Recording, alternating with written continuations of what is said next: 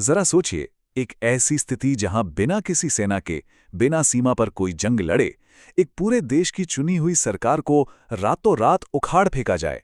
सुनने में किसी थ्रिलर फिल्म की कहानी लगती है ना? लेकिन ये इतिहास का एक बेहद खौफनाक और असली सच है।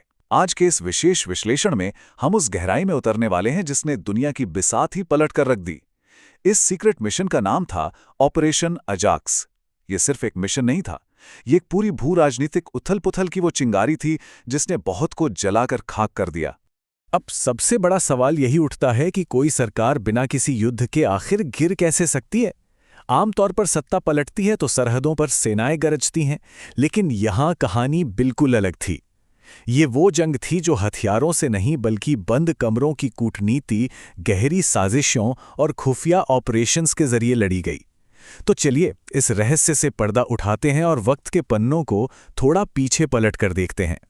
ये 1950 के दशक का वो दौर था जब ईरान की हवाओं में एक अलग ही ऊर्जा महसूस की जा रही थी। वहां के एक बेहद लोकप्रिय नेता थे मोहम्मद मुसद्दिक। उन्होंने एक ऐसा कदम उठाया जिसने पूरी दुनिया में तहलका मचा दिया।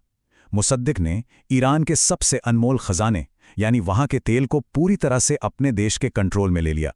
इससे पहले इस बेशकीमती तेल पर एंग्लो ईरानी ऑयल कंपनी जैसी विदेशी कंपनियों का कब्जा था।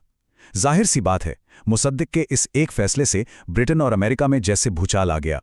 उनकी कंपनियां भारी मुनाफा कमा रही थी और रातों रात वो मुनाफा हाथ से निकल गया। ये अब सिर्फ अर्थशास्त्र का मुद्दा नहीं रहा था, ये ताकत और सत्ता की एक खतरनाक जंग में तब्दील हो चुका था। लेकिन रुकिए, कहानी में एक और बहुत बड़ा पेच है। ये सब सिर्फ तेल के लिए नहीं हो रहा था। इस पूरी बौखलाहट के पीछे एक और बहुत गहरा डर छिपा था। याद रखिए, ये कोल्ड वॉर यानी शीत युद्ध का चरम था और अमेरिका का सबसे बड़ा दुश्मन था सोवियत संघ। पश्चिमी देशों को यह खौफ सताने लगा था कि अगर उनका प्रभाव ईरान से खत्म हुआ तो कहीं ईरान सीधे सोवियत संघ के पाले में न चला जाए। और भू राजनीति की इस बिसात पर ईरान एक ऐसा मोहरा था जिसे किसी भी कीमत पर गंवाया नहीं जा सकता था। और बस यहीं से ये पूरी दास्तान परछाइयों और अंधेरों की दुनिया में उतर जाती है। अमेरिका की खुफिया एजेंसी CIA ने एक बेहद सीक्रेट मास्टर प्लान तैयार किया। इसी गुप्त योजना का कोड नेम था ऑपरेशन अजैक्स। कर्मिट रूजवेल्ट नाम के एक टॉप CIA अफसर इस मिशन को लीड कर रहे थे।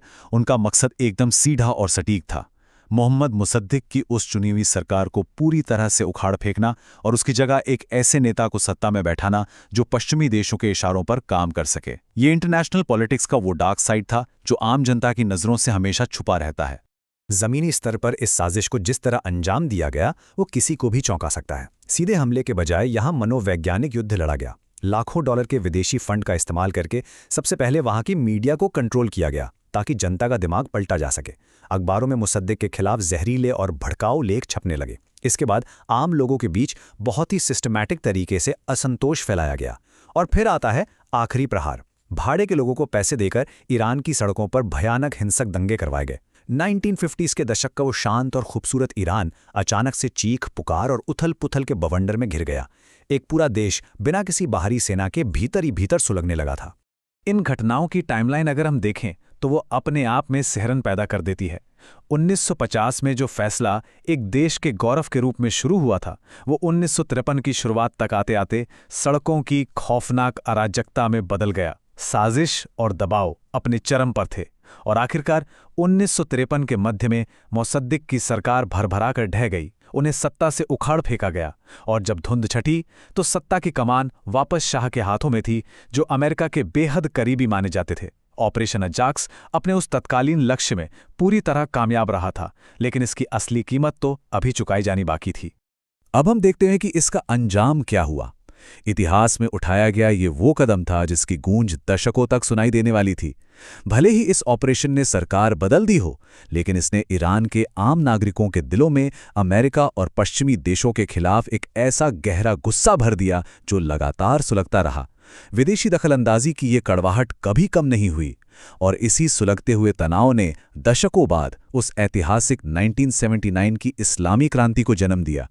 एक ऐसी क्रांति जिसने सिर्फ ईरान को ही नहीं बल्कि पूरी दुनिया की राजनीति को जड़ से हिलाकर रख दिया। इसलिए अगर हम इस पूरे घटनाक्रम को महज एक खुफिया ऑपरेशन मानकर छोड़ दें तो ये हमारी बहुत बड़ी भूल होगी। दुनिया के नक्शे पर ईरान की अहमियत और उसके संसाधनों ने उसे महाशक्तियों के खेल का एक ऐसा शतरंज बना दिया था जहां दांव पर एक पूरे देश की किस्मत लगी हुई थी। ऑपरेशन अजैक्स इस बात का जीता जागता सबूत है कि बंद कमरों में लिए गए फैसले कैसे आने वाली पीढ़ियों का भविष्य हमेशा के लिए तय कर देते हैं। इस पूरे विश्लेषण के बाद एक बहुत ही गहरा सवाल जहन में आता है कि क्या आज के समय में दुनिया के नक्शे पर कोई भी देश सच में अपने पूरी तरह स्वतंत्र फैसले ले पाता है, या फिर पृष्ठभूमि में हमेशा कोई ना कोई अदृश्य खेल चलता ही रहता है।